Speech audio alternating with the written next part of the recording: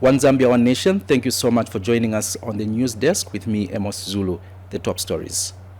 Public workers urged to improve productivity. Government, EU set aside rangeland in Chongwe. Plus, World Vision completes Thrive project. Here are the details. The Global Financing Pact Summit has opened in the French capital, Paris, with a call for a new financing system that speaks to the needs of poor countries. President Hakainde Hichilema is among dozens of world leaders attending the summit aimed at addressing the debt crisis affecting poor countries and financing climate change action. As the country prepares to commemorate Public Service Day, various stakeholders have called on public service workers to enhance productivity as they execute their duties. Civil Servants and Allied Workers Union of Zambia General Secretary Makai has also urged the community to attend the exhibition in order to learn the services offered by various sectors. More in the following report. As the Public Service Day commemorations is celebrated tomorrow, various stakeholders have called on public workers to enhance productivity in the execution of duties. Civil Servants and Allied Workers Union of Zambia General Secretary Makai has also urged public service workers to turn out in numbers tomorrow. Our call as a union to the public service workers is to make sure that whatever they do, as they give a service to this country, they should concentrate one giving in all their time.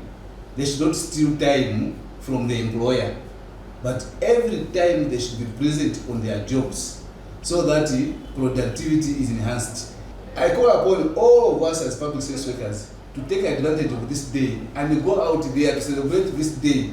Take advantage of this day and explain to the citizens what we do and what challenges we have in these offices, which become a hindrance for us to deliver the much needed service to the expectations of the citizens.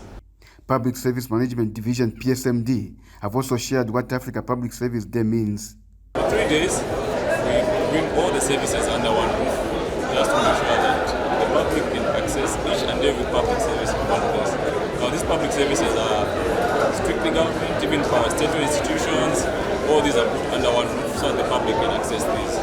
And then on the 4th day, which is the culmination, on this day we bring different institutions together. So I would just say thank you to the civil servants, thank you for the work that you put in, recognize them for the innovation, for their creativity, and all these other parameters that are set by the government. Meanwhile, Teaching Service Commission also explains what the day entails. The Teaching Service Commission is one of the service commissions in Zambia that we established under Section 32 of the Constitution of Zambia. We perform roles according to the Service Commissions Act number 10, 2016. Our role is to recruit teachers in the public service and perform other human resource functions in the teaching service. So the Africa Public Service Day is very important to all public service teachers because we are talking about service excellence in the teachers. Different government departments are currently showcasing their various services that they offer to the public at Arcades Mall in Lusaka. For Zanis in Lusaka, I am Sunday Warrior. Deputy Chief Justice Michael Msonda has commended the judiciary in Nakonde district of Muchinga province for working tirelessly to deliver justice despite many operational challenges. Here are the details. He has continued with his tour of some districts in Muchinga province to appreciate the conditions of the judiciary. While in Nakonde district, Deputy Chief Justice Michael Msonda is impressed with the officer's commitment to duty despite the district being busy as a border town. The community here can't live or exist, even for a day or 2 days without, our courts performing the lives of the people in this area, i.e., in the area of, justice delivery. Things that we have seen here are such that, they are such a danger to their good health. There's dust all over here, and it's really extremely difficult. Quite apart from the fact that they don't have equipment, they don't have furniture, and there's no water.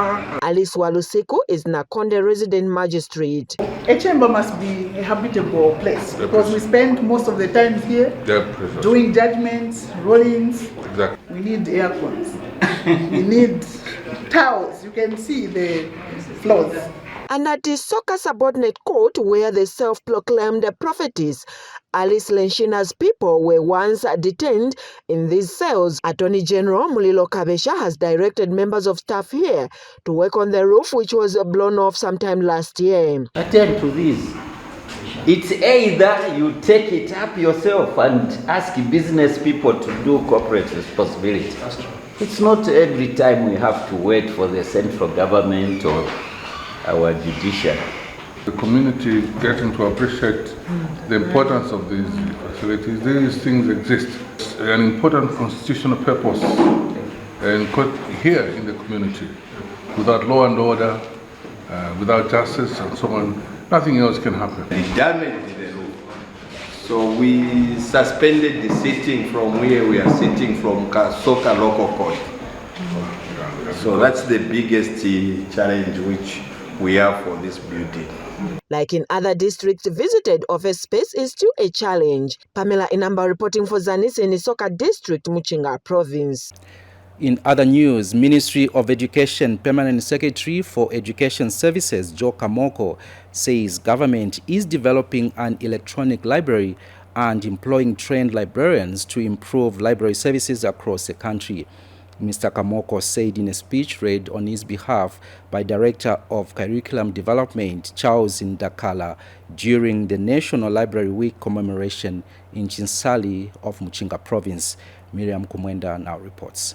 A library is an important component of every learning institution and a source of valuable knowledge. The 2023 National Library Week, which was held in Muchinga Province, in particular Chinsali District yesterday, has seen a number of institutions participate through various exhibition stands. The event, which was characterized by a number of activities, was graced by Directorate of Curriculum Development, Dr. Charles Ndakala, on behalf of Ministry of Education Permanent Secretary for Education Services. Libraries of the 21st century have evolved in the provision of library services, from using print library resources to using various technologies and media. In this regard, the Ministry of Education has continued to invest in improving library services to suit the current trends. Library Information Association of Zambia Vice President Muwanga Lumpa said they are happy to be part of the celebrations this year. As a critical stakeholder in this development, we wish to urge the government to expedite the process of coming up with a library policy. Chinsali Girls Secondary School head girl Lucy Chonde gave a vote of thanks. The continued investing in library services that the Zambian government, through the Ministry of Education, has embarked on will surely meet the 21st century trends aimed at including the reading culture in the young ones. This year's National Library Week was held under the theme, There is More to the Story. Miriam Kumwenda, reporting for Zanis in Chinsali, Muchinga Province. One of the stories making headlines in our news, government in partnership with the European Union, EU, has established a rangeland in Luangwa's Chitope area under the Enhancing Small Livestock Investment Program, ESLIP. The rangeland is aimed at improving forage plants that will help boost livestock feed in order to improve the health of animals. Luangwa District Commissioner Luke Chikan says livestock production in Luangwa District has potential to contribute to national economy. Mr. Chikan says he's happy that livestock farmers in the district are able to produce forage plants for their animals. Happy that our farmers here in Kaunga have learned how to store and keep the feed. Many times during this season there is also burning of the grass. It means that we have feed security for our animals. And that will go a long way because, you know, Luangwa is known for goat rearing. and cattle rearing. Ministry of Fisheries and Livestock Acting Livestock Production Officer Clark Hanzala said the field day provides platform for the farmers to learn how to grow and harvest forage plants to be used as animal feed during off seasons. We have grasses here which we have harvested or which you can grow and then harvest for later feeding. So we want to keep our animals healthy throughout the year. Because why should we keep them healthy or why should we feed them? We need to feed them so that they can produce more, we can prevent diseases, and then we can also generally keep the conformation or the condition of livestock in good shape. On behalf of other livestock farmers in the district, Joseph Nyango appealed to government to help provide a wire fence to protect the plants in the rangeland. He explained that farmers have acquired knowledge on how to grow and process the forage plants into livestock feed. Luangwa district has a cattle population of 4,500 and 8,979 goats. The district has 20 rangeland members and 10 livestock facilitators in the only Mburuma rangeland. Lista Ndumba reporting, Luangwa district. Minister of Local Government and Rural Development Gary Nkombo has launched the Integrated Development Plan, IDP. Mr. Nkombo states that the launch is significant as it will expedite development in the region. IDP is a principal strategic plan instrument which gives an overall framework for development within a district. Here are the details.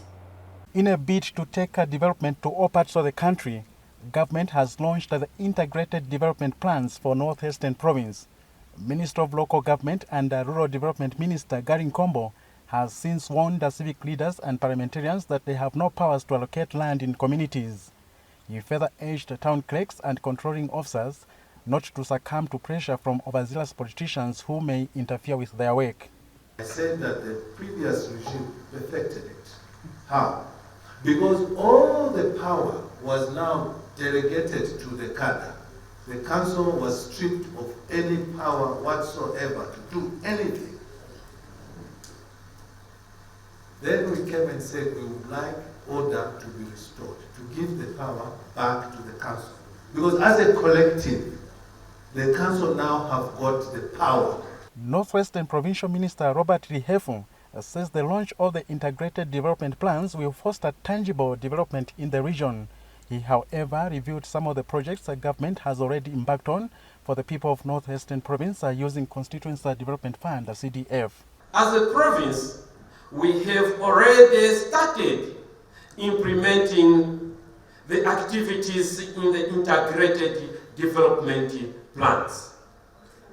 Honorable, allow me to share some of the significant projects already being implemented from the IDPs across our province, Northwest.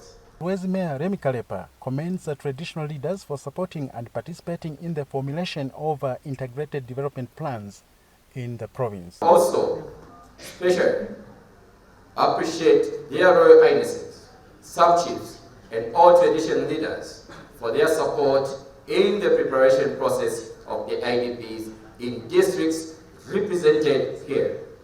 Your deep concern and passion, your Royal Highnesses, for the development of your chiefdoms is applauded. Reporting for Zanis in Solwezi District, Northwestern Province, I'm Hemit Hachlonde. Mungwi Town Council has given empowerment loans amounting to over 2.7 million kwacha to 31 small and medium enterprises under the Constituency Development Fund, CDF. Mungwi District Commissioner Muma Msonda has since called on beneficiaries to use the funds for their intended purpose. Here are the details. This marked the launch of the disbursement of the Constituency Development Fund's CDF empowerment loans for Mungwi District in Northern Province. Mungwi District Commissioner Muma Msonda officiated at the event where 31 small and medium-scale enterprises, SMEs, were awarded over 2.7 million kwacha worthy of loans under the 2022 CDF allocation. The loan given to the people is a credit that must be paid back. so that more people of Mungwi can benefit from the same result. The process and procedure of the loan facility shall be subjected to review from time to time to make them much easier and benefit more citizens. Some people have the tendency of changing the original plan when they receive a loan. This is against the regulation and guidance. The local authority in Mungwi has challenged beneficiaries to put the funds to good use. To the New Dawn government, we really thank you for giving us this opportunity. And I'm sure our people won't waste this money, but they are going to put it into good use. Ngachaka tuwakwate ishuko lya ife. Tufuile tuwa chito olubali lwesu tuwa bombo olubali lwesu ukulanga government kutilati. Fili efyo tuwala ili okwebati tulefo okubonfye ndala musango oyo. Eyo finefo tufile tuwabonfya. And beneficiaries have paid growing tribute to the government for actualizing the CDF empowerment loans. Demona if you have developed epo batampila papeni. Ngama twatwala ama business wespantansh. Tatwakabefe tulinomba ngachakwe bati twaba trustworthy nendala mesho batupera. For Zanis in Mungwi district, I am Patrick Kabwe. The news continues. World Vision Zambia has successfully completed its 5-year Thrive pilot project in Mpika district of Mchinga province. The pilot project reached out to more than 4,000 beneficiaries with interventions that have transformed and changed the mindsets of farmers. Details in the following report. The implementation of the pilot project started towards the end of 2016 in Mpika and other districts. In Mpika, more than 4,000 farmers have been reached through the Thrive project. World Vision Zambia Grants Manager is optimistic that the farmers will continue practicing what they have learned. When you go to the households, there is great transformation that has happened, and our desire really is that as we are moving out, these activities will be sustained, because we have people that have been trained as mentors, as trainers, as community agents, and market facilitators. They are lead farmers, they are all there in the communities. The interventions will continue even after we have left. And Mpika District Commissioner David Siame has hailed World Vision Zambia for putting up irrigation facilities in the community. Our people benefited in that they are now able to use the canals to water their gardens, to produce fruits and vegetables.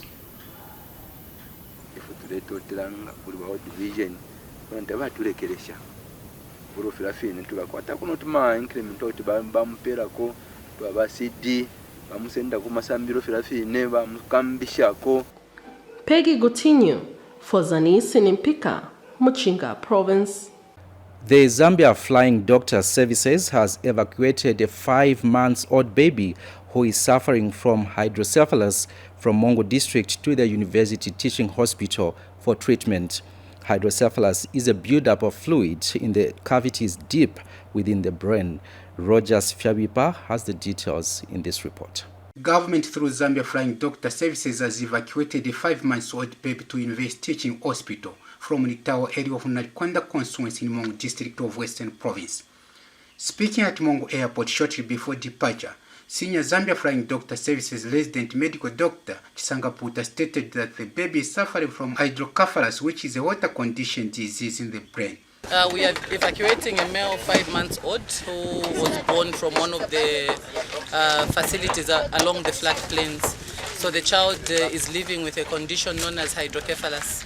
So we're taking the child to UTH so that possibly the child can be investigated, examined, and if possible a shunt to be put in place.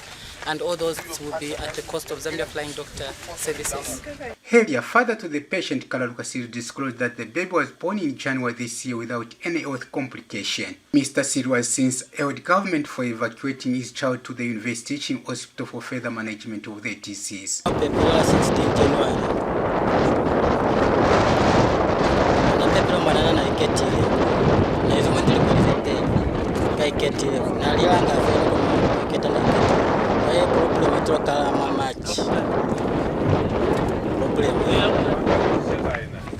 So ulikalikile kuyamoni moka patela anachwalo kupalile alitono loso kufuta madokta wabatunda bazwa kunasana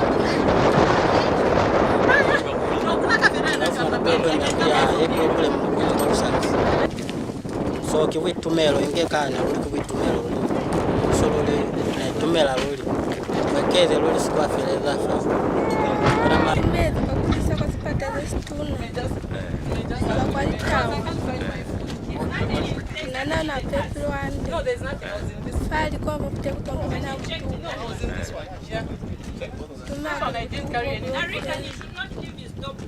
Lodges Fiber reporting for Zanis in Mong District of Western Province.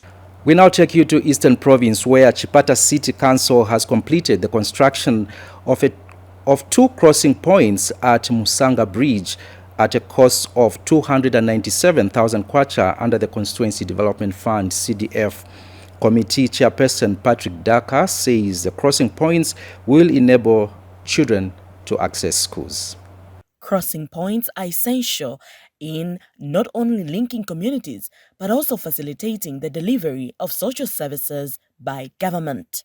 However, access to some outlying areas remain problematic, largely due to damaged or no crossing points at all. But in Eastern Province, the Chipata Central Constituency Development Fund Committee has started working on vital crossing points, and Musanga Bridge has just been completed. Health, school-going children, the learners, those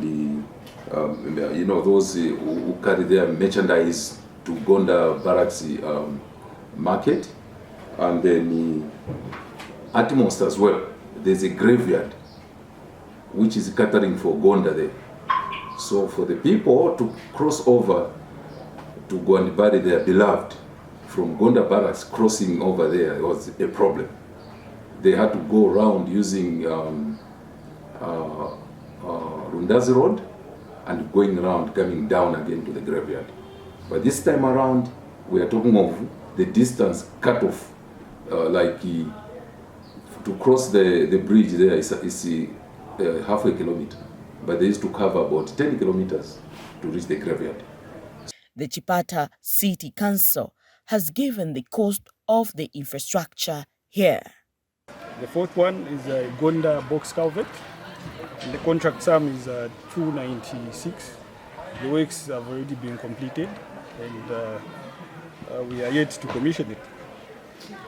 Meanwhile, the CDF committee has revealed its big plans to put up more crossing points under the 2022-2023 CDF funding. So far, we have 8 crossing points. 2 are already constructed. Then 6 are under construction. And most of them are in the outskirts of our town. Yes. And those, again, they are very important, but not compared to this one. This one is extremely important. We could see the neediness.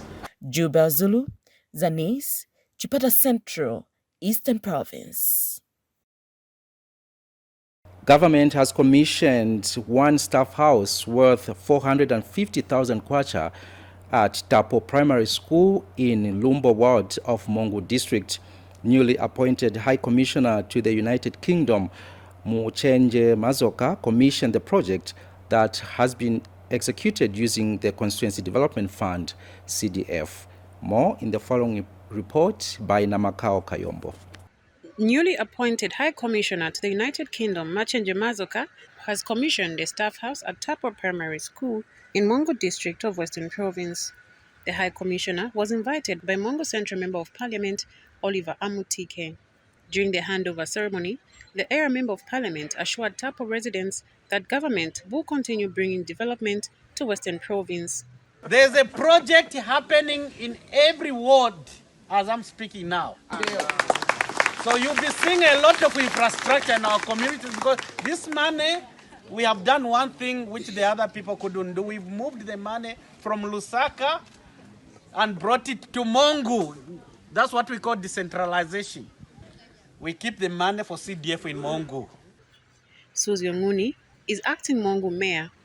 The construction of a staff house at Tapo Primary School and the water reticulation system at Nambwata Community School is now completed and ready to serve its purpose. The staff house is a significant milestone in improving the education within our constituency. We must protect this project from vandalism. Let us safeguard this for the long-term benefit of our community. Tapo Primary School head teacher says the staff house will mitigate the challenge of lack of accommodation at the school. Well, the new constructed house which has been put in place here, I think it will actually mitigate on the challenge that we have in terms of accommodation. As you can see, the houses here are actually in a deplorable state. So I think this one, it will go a long way to improve on the infrastructure. But still, we still need to request the MP and the current government that they should consider us more houses and at least even 1x4 class, as it is that every day the enrollment is elevating, and desks. We are glad. The commissioning of a staff house at Tapo Primary School is an indication that government is making strides in ensuring that lack of staff houses for teachers in rural areas becomes a thing of the past. Namakao Kayombo, reporting for Zanis in Mongu, Western Province. The government says it is concerned with the high interest rates by most commercial banks in the country, despite several engagements. Minister of Small and Medium Enterprises Elias Mwanga wondered why banks have maintained interest rates as high as 24%. He said this when he toured Camco Equipment Zambia Limited to mark the institution's 25th anniversary. Here are the details. Government effort to create an enabling business environment for small-scale enterprises has continued to receive positive feedback from its partners. Being able to work with government to provide better service, equipment to our customers, and also we can contribute more to this beautiful country. Camco Equipment Zambia Limited disclosed that the organization remains committed to assisting small-scale farmers mechanize their value addition processes. We are also looking obviously into more things as you've seen in our presentation, that we can grow this envelope and be able to provide a lot of input for job creation and overall value addition. Government seeks to ensure a more organized small-scale farming sector to facilitate acquisition of funds from Citizens Economic Empowerment Commission. We will support those farmers who are into soybeans production. They will be able to have access to some financing, CEC, get a bit of money from there, come and get some equipment from here, and start adding value. Government has also bemoaned the continued high interest rates by commercial banks on especially small-scale businesses. The interest rates are just too high. Even if you've signed an MOU, you see how many, small-scale farmers will come and and have access to equipment through the commercial banks. If government can give through CEC 12%, and that's per annum. Now, them it's above 20, 22, 24, others 28. Camco assured the price adjustment on its equipment to benefit small and medium enterprises. Lou Majila, reporting for Zanis. President Hakainde Hichilema has thanked France for continued development cooperation and assistance to Zambia. The president was speaking when he held bilateral talks with French Minister of State for Francophonie Development and International Partnership, Chrysoula Zakharopouli, in Paris. President Hichilema held the meeting with the French minister on the sidelines of the ongoing Global Financing Pact Summit. President Hichilema is expected to hold further bilateral talks with other stakeholders to help Zambia with the debt restructuring program and trade investment agenda. The president is among several world leaders attending the summit under the theme Building a New Consensus for a More Inclusive International Financial System. The summit aims to explore possibilities of easing the debt crisis that is crippling many least developed countries like Zambia and release funds for climate change. Your support. Thank you. Very nice for the discussion. Intellectually supported. It is. Thank you. Merci beaucoup. Merci. Thank you.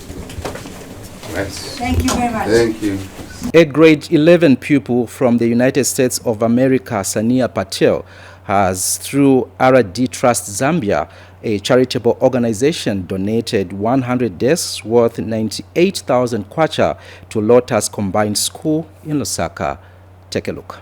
The Sustainable Development Goal number 4 seeks to ensure inclusive and equitable quality education and promote lifelong learning opportunities for all. To this effect, a well-wisher, Zanis Patel, a grade 11 pupil in the United States of America, through RD Trust Zambia Charitable Organization, has donated 100 school desks worth 98,000 kwacha to Lotus Combined School in Lusaka to alleviate the shortage of school furniture. Donation of 100 desks has been coordinated by my colleague Ismail Dalal and myself, and we actually both underwent our primary education here at this very school, Lotus, called at that time Lotus Primary School, and this was over 60 years ago. We were here in the 1960s. The donor, Ms. Sanya Uma Patel, is currently a grade 11 student at Chaparral High School, Arizona, in the United States of America. Lotus Combined School head teacher expressed gratitude for the gesture, saying it will improve the quality of education for learners. To me, it's like a dream come true. We are so happy today because of what the RD Trust Kanjombe Company has done to our school. It really pained me each time I go around the school to find our grade 1 pupils there learning, literally sitting on the floor.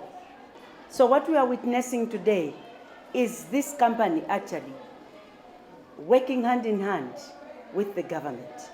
Of course, we've been promised that desks are coming, and we know that before the end of the year, even government is going to do the donation.